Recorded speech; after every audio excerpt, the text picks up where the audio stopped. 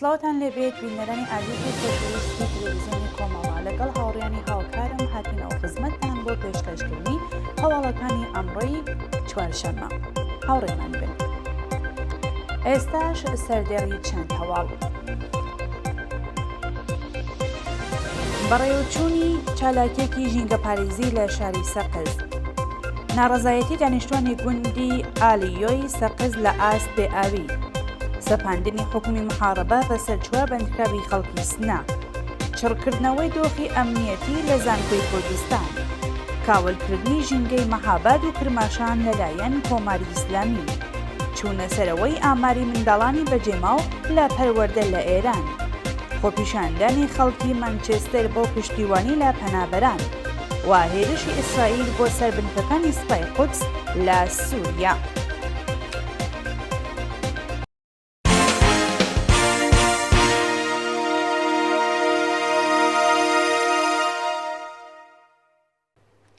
دەستپێکی هەواڵەکان. بەڕێوەچوونی چالاکیەکی ژینگەپارێزی لە شاری سەقز. ڕۆژ یەکشەمە 9 ڕێزبەری 1402 بە دەست پێشقەری ئەنجومەنی ژینگەپارێزانی ژیانی سەوزی سەقز، ژینگە دۆستان لە شارەکانی سنا، سەقز و دیوەندەرە لە چالاکیەکی هاوبەشدا ئەشکەوتی کەرەفت و دەوروبەریان لە زبڵ و پاشماوە پاک کردەوە. ژینگە پارێزان ئەم چالاکیەیان بە یاد و خۆشەویستی ئازاد ئەمینی، چالاکی مەدەنی و ژینگە پارێز کە ئێستا لە بەندیخانەی کۆماری ئیسلامیدایە بەڕێوە برد. بەشداربووانی ئەو چالاکیە دروشمی پاراستنی ژینگە، پاراستنی نیشتمان و ژیانەوەیان بەرز کردەوە و داوایان لە هاونیشتمانیان کرد خۆیان لە ئاست لە ناوچوونی ژینگە بەرپرسیار بزان و سروشتێکی جوان بۆ نەوەکانی داهاتوو لە دوای خۆیاندا بەجێبێڵن. ناڕەزایەتی دانیشتوانی گوندی ئالیۆی سەقز لە ئاست بێئاوی. ڕۆژی سێشەمە 11 مانگی ڕێزبەر دانیشتوانی گوندی ئالیۆی سەقز لە ئاست بێئاوی ناڕەزایەتیان دەربڕی و خوازیاری دابینکردنی خزمەتگوزاری بۆ گوندنشینان بوون. لە سایەی بەڕێوەبەرایەتی ناکارامەی بەرپرسانی کۆماری ئیسلامی، 80 ماڵی گوندی ئالیۆی سەقز لە هەر جۆرە ئیمکاناتێکی ڕفاهی و خزمەتگوزاری بێبەشن. باوتەی گوندنشینان ماوەیەکی زۆرەکە ئاوی خواردنەوەیان نییە و لە کانیاوی ناوچە شاخاویەکانی ببورن لە کانیاوی ناوچە شاخاویەکان ئاو بۆ خواردنەوە دابین دەکەن. دەگوترێ تا ئێستا ڕێکخراوی ئاو ئاوەڕۆ چەند جار بەڵێنی چارەسەرکردنی کێشەکانی داوە، بەڵام هێشتا جێبەجێی نەکردووە و خەڵک بۆ ژیانی ڕۆژانەیان تووشی چەندین کێشەی سەخت بوونەتەوە. سەپاندنی حکومی محارەبە بەسەر چوار بەندکراوی خەڵکی سنا.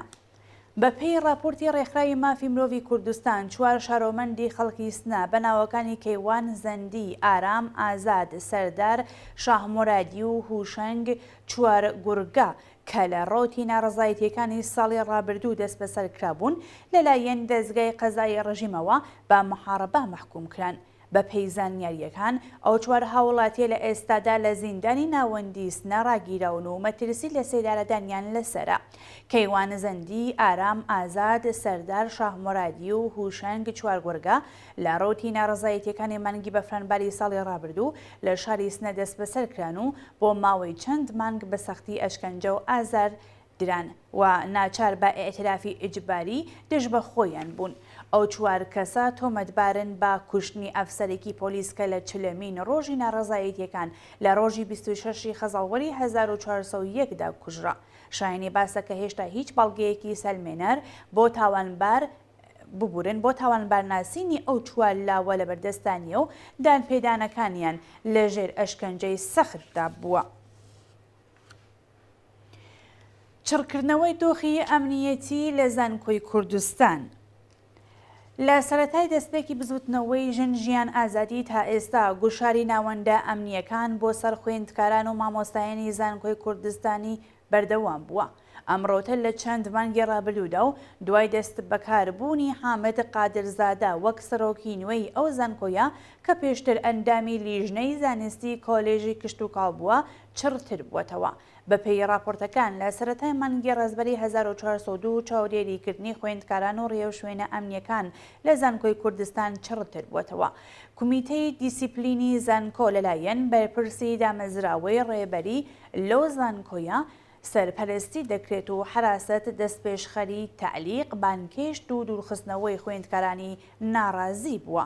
بە پێی زانیاریەکان جگە لە شوێنی پەروەردە و شوێنی حەوانەوەی خوێندکارانی زانکۆ بە دووربین چاودێری دەکرێت و مافیمانەوە لە خابگا لە هێندێک لە خوێندکارانی ناڕازی وەرگیراوەتەوە. جێگەی ئاماژەیەکە ماوەیەک لەمەوبەر حراسەتی زانکۆی کوردستان هەڕەشەی لە خوێندکارانی کچ کردبوو کە ئەگەر پێبەندی یاسای حیجابی ئیجباری نەبن لە هەموو جۆرە خزمەتگوزاریەک بێبەش دەکرێن.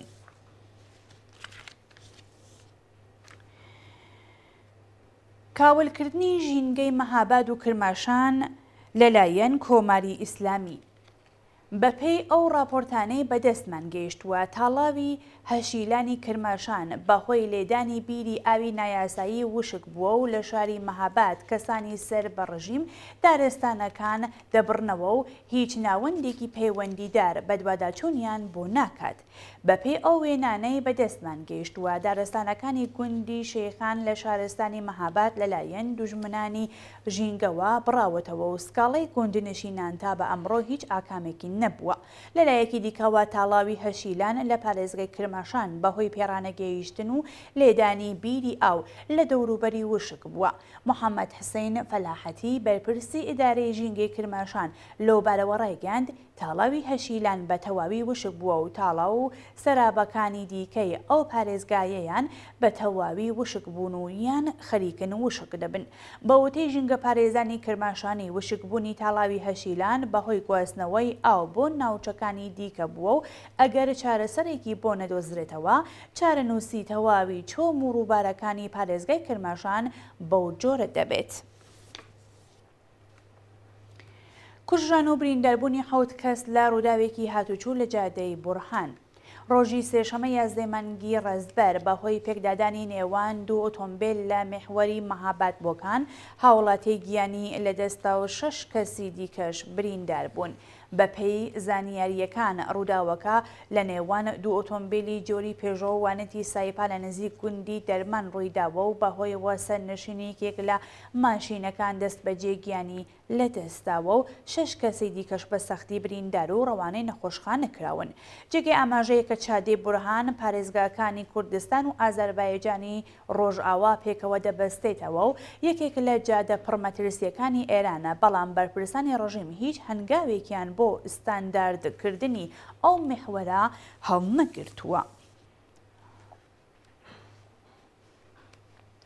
شەپۆلی ڕەفاندنی هاوڵاتیانی بەلوچ لە پارێزگای سیستان و بەلوچستان. شەوی سێشەمە 11 مانگی ڕەزبەر هێزە ئەمنیەکانی ڕژیم لە جادەی نێوان ئێرانشار بۆ خاش تەقەیان لە ئۆتۆمبیلی هاوڵاتیان کرد و چەند کەسیان دەست بەسەر کرد. هەروەها لە پارکی بوستانی زاهێدان هێزەکانی حکوومەت هەڵیان کوتایە سەر خەڵکو و چەند کەسیان بەلێدان و ئەشکەنجە دەست بەسەر کرد.